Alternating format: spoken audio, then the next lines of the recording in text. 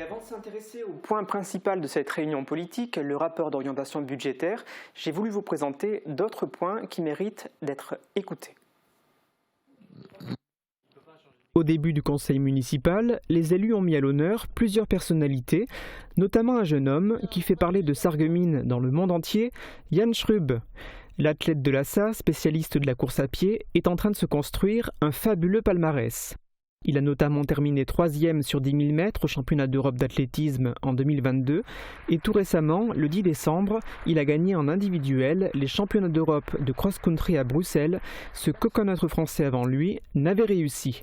Il participera cet été aux Jeux Olympiques et quelques semaines avant au championnat d'Europe d'athlétisme. J'avais fait 3e à Munich, donc j'espère faire au moins aussi bien. C'est notre espoir pour l'avenir, c'est notre espoir pour les JO et puis bien au-delà, bien sûr. Voilà, on peut l'applaudir encore une fois.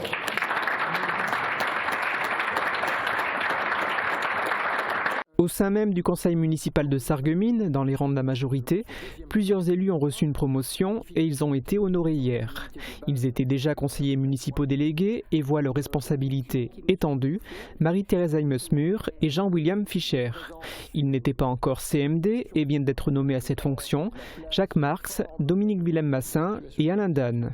Ces trois derniers élus s'occuperont respectivement du devoir de mémoire, des enjeux du centre-ville et du monde de l'enfance, des associations et des questions de sécurité.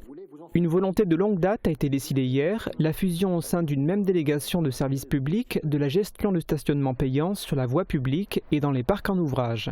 Les élus avaient juste à se prononcer sur ce mode de gestion.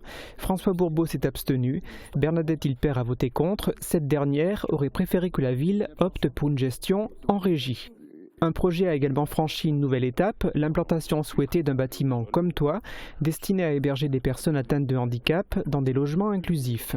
Cette construction doit se faire en lieu et place du parking Fischer. La ville a décidé de vendre cette parcelle au tarif de 203 000 € à la société porteuse du projet Comme toi.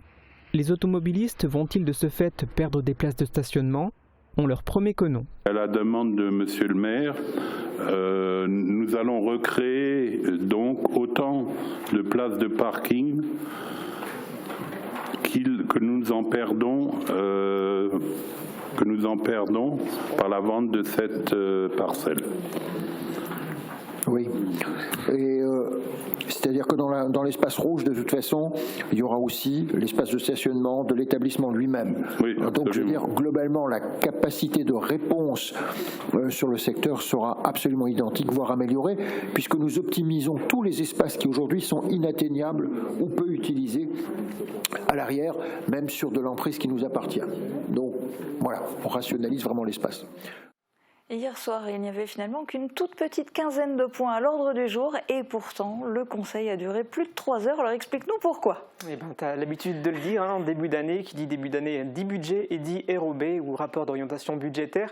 C'est le moment où les élus, 10 semaines avant le vote du budget, font le point sur l'état des finances de la collectivité et donnent un aperçu de la manière dont l'argent va être dépensé durant l'année. Si dans le monde de l'athlétisme, le doc, c'est Jan Schrub, on sait que c'est la référence à notre champion sarregueminois qui fait également d'excellentes études en médecine.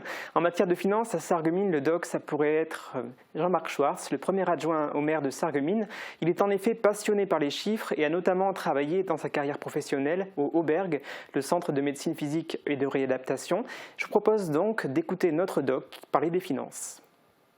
Sur l'année 2003, par rapport au budget qui a été voté le 5 avril 2023, l'évolution a surtout été marquée par la hausse des dépenses d'énergie. Nous avons à peu près 400 000 € de plus de dépenses d'énergie sur l'exercice 2023 par rapport à 2022. Mais surtout aussi une inflation qui a été répercutée sur l'ensemble des achats de fournitures. Nous achetons du matériel, nous achetons pour nos services techniques, pour nos ateliers, et bien, les prix augmentent. L'augmentation du point d'indice des personnels au 1er juillet 2022 de 3,5%, avec une incidence à peu près pour les 6 mois, à peu près de 100 000 €. Donc sur une année pleine, ça fera une augmentation de 200 000 € avec cette évolution de l'indice, du point d'indice des personnels.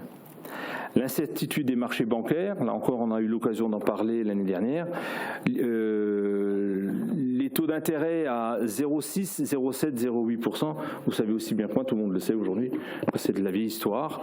Nous avons fait un emprunt en début d'année qui était à 4,05, 0,6 et la dotation forfaitaire continuellement en baisse. On y reviendra encore un tout petit peu tout à l'heure, mais je vous ai déjà donné les principaux éléments avec ces 3 millions de dotations forfaitaires de moins en l'espace de 10 ans. Voilà, donc des centaines de milliers d'euros, des millions d'euros, c'est la liste des difficultés économiques qui impactent la ville de Sarreguemines.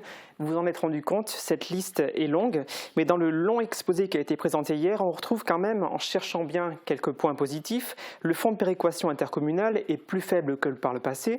Les élus sont satisfaits également de la mise en place du réseau de chaleur et pensent même que le coût de la biomasse pourrait diminuer. Ils se réjouissent aussi de la hausse de la population constatée par l'INSEE. Elle est faible, mais Sarreguemines aurait gagné 63 habitants entre 2020 et 2021 pour atteindre le nombre de 21 080 habitants. Fin des années 90, néanmoins, la cité faïencière comptait 3 000 habitants de plus qu'aujourd'hui. Autre point positif pour la ville, mais négatif pour les Sarregueminois, la hausse des bases fiscales, plus 3,9% cette année. L'augmentation était de 7,1% l'an passé. Ce n'est pas la ville qui décide de cette hausse de la fiscalité, mais c'est l'État. Cette mesure qui impacte négativement le budget des ménages a des conséquences positives pour le budget de la ville. Cette hausse des bases fiscales devrait en effet permettre à la municipalité de recevoir cette année 438 000 € de recettes supplémentaires. Alors maintenant que l'état de santé financière de la ville a été dressé, dis-nous un petit peu quelles ont été les décisions prises par les élus sarregueminois hier soir. Alors les charges devraient progresser de plus de 1,70% entre 2023 et 2024 pour atteindre cette année près de 31 062 000 €. En termes d'investissement, le volume maximum que la ville compte utiliser s'élève à 3 millions d'euros. 300 000 € seront dépensés pour terminer les travaux du stade du Hagwald et des travaux de voirie sont également prévus à proximité du Bliss Park, rue de Beach et rue de Deux-Ponts. Alors pour terminer, parce que cette saison aussi, est-ce que tu peux nous faire un petit focus sur la dette ? Oui, et en 2023, et compte tenu des investissements tout de même consentis pour la création du stade du Hagwald et pour les travaux au niveau de la place du marché, l'endettement de la ville a progressé. Le stock de la dette s'élève à près de 27 600 000 € et la capacité de désendettement est de 9 ans en 2023 contre 7,1 ans en 2022. Il y a un peu qu'en comptabilité où on parle de dixième d'année, le vocabulaire financier reste parfois... Il réserve bien des surprises pour moi, simple mortel. Eh bien, en tout cas, merci Guillaume pour tes explications. Et puis on te retrouve donc dans 10 semaines, dans la foulée du vote du budget, pour ta chronique régulière sur le conseil municipal de Sarreguemines.